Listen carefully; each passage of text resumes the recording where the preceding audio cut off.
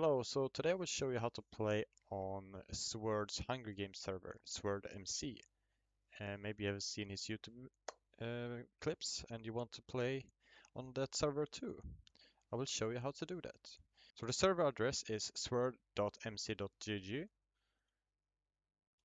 and after you log in, you will have to use the custom resource pack. So now we're in, but you have to play on a specific version on Minecraft to play this. So now I have queued up for the event, so I'm just waiting here until it's finished. But now I will show you how to enable this Minecraft version so you can play this.